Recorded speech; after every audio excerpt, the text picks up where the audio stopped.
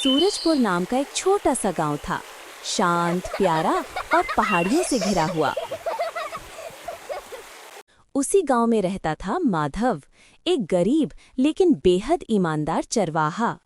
माधव हर सुबह अपनी भेड़ बकरियों को लेकर पहाड़ियों पर चला जाता और शाम को लौट आता।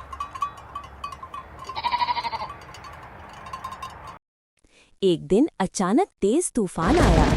सब लोग भाग रहे थे, लेकिन माधव अपनी भेड़ों को संभालने में लगा था।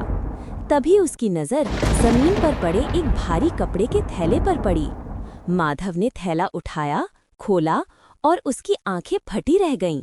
वो सोने के सिक्कों से भरा था। उसका दिल धड़कने लगा। इतने सिक्कों से वो घर, दवाई और कई सपने पूरे कर सकता था। लेकिन माँ की सीख याद आई, गलत रास्ते का धन कभी सुख नहीं देता। माधव ने फैसला किया, थैला उसके मालिक को लौटाया जाएगा। गांव में खबर फैली कि अमीर व्यापारी धनीलाल तूफान में अपना सोने का थैला खो चुके हैं। वो रो रहे थे, मेरी मेहनत का धन चला गया, मैं बर्बाद हो गया।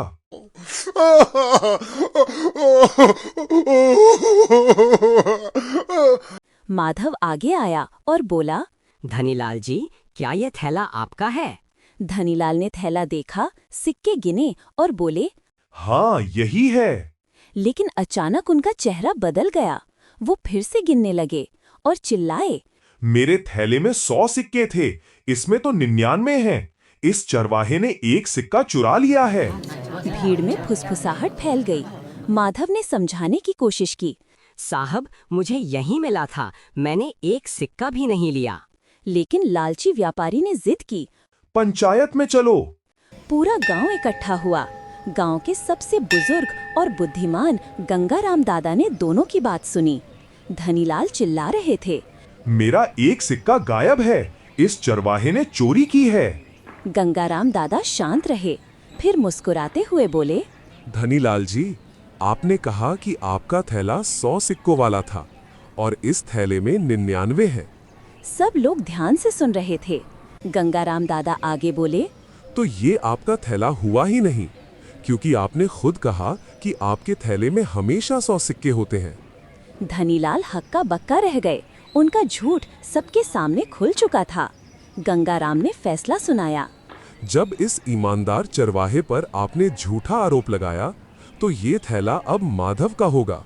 पंचायत का फैसला अंतिम है।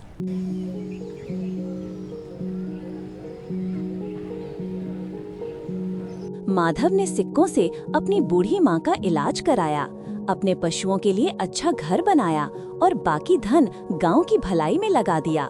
गांव में लोग कहते थे, ईमानदार का धन कभी व्यर्थ नहीं जाता। धनीलाल ने भी उस दिन एक बड़ी सीख ली, लालच इंसान का सब कुछ छीन लेता है। तो दोस्तों, देखा आपने, अगर दिल साफ हो तो किस्मत खुद रास्ता बना लेती है।